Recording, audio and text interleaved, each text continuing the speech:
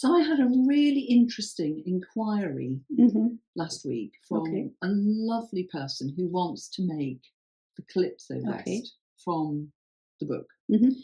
And she was saying, well, I don't think it quite sizes up to me, you know, in size-wise. Yes. And so I got back to her and said, actually, the tools are all there for you to increase the sizing yourself. And I thought, so I said to Sheila, can we discuss this? Because people really need to know how to do it to get their exact size. And the Gansey knitting is a perfect example of how you can size up. Yeah. So this is the Calypso vest here, which was knitted in linen in the book, but can be knitted in lots of other things. We're going to sample it in the merino. Just decided this morning, and we're very excited. We do love it. We're very excited about that. Classic Gansey motifs in it. It's got totally lovely fish, which could be a tree, which could be whatever. Yes, it's very clever. Star, the print of the hoof, the ropes, but most importantly, it's got the seeding stitches. And that's how you adjust upsize and downsize in Gansey knitting. Yeah. So it's a perfect example really to show. Yeah. Sheila has the actual samples from the book here. So what we have here is actually this. It's this one here. It's this set of stitches here. Which can be made larger or smaller, depending on which way you want to go, size-wise. But what the original knitters would have done is to keep all of the pattern panels as their original size. They weren't going to alter the print of the hoof. They didn't want to make the cables, the ropes, any bigger or smaller. And the central motif kept its own stitch count, but it's in the seeding panels and the sides, that's including the sides, that you can make things bigger and smaller. And it is usually, not always, but usually a combination of stocking stitch and moss stitch, or you can even look at that and think, well, it's garter stitch, isn't it? It's knitted on every row. But you can double them in size if you want to, which would give you quite a few extra stitches, and also at the sides.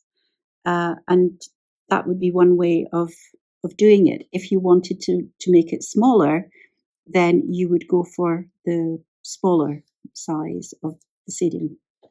Yes, and we've got them in the book here, and we have some different. We discovered that individual women had their favourites. Yes, and we could spot a particular knitter from the seeding stitches that she chose. So actually, they're almost like little Piri patterns from Fair Isle. They're very significant, very sweet, little, but very important. Very important. I mean, I would imagine that people, if they were looking at something like this, their eye would be drawn to the lace, the stars, the trees, the cables, and they would look on these as very incidental. But in fact, in terms of sizing and getting the garment that you want, these are the important bits. They are.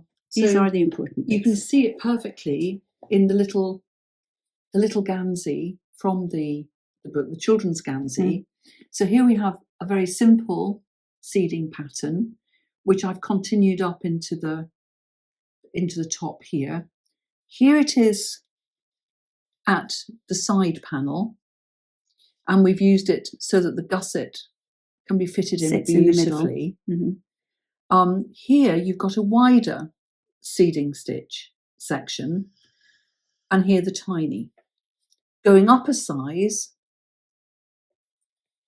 we have now got extra in here, and in the bigger size even more.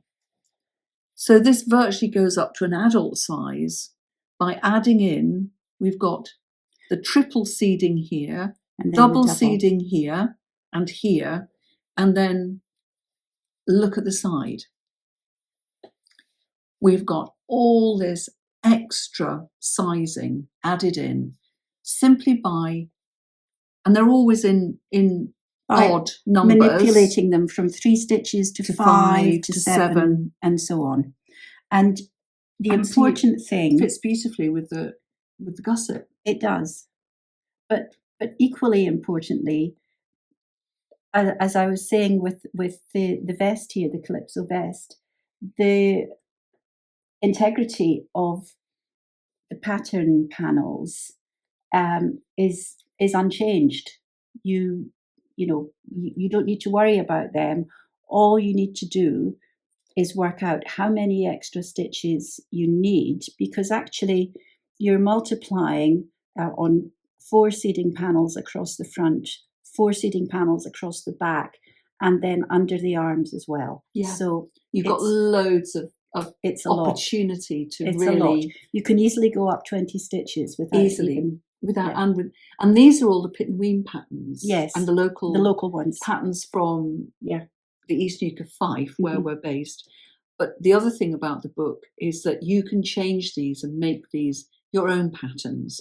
So you can go through the book as a resource and choose, say that's an 11 stitch pattern. You look at 11 stitch patterns and put different patterns in. We just chose those because we liked them, yes. and they were local and they have a to lot us. of relevance to us, like the pit and weave tree, which could be a fish. Well, you've always liked that one, haven't I you? love that because one. you thought the knitter was having a bit of a joke. I think it was a bit of a pun. You think it was a knitting joke. A knitting joke. Perfect. Yeah. Perfect.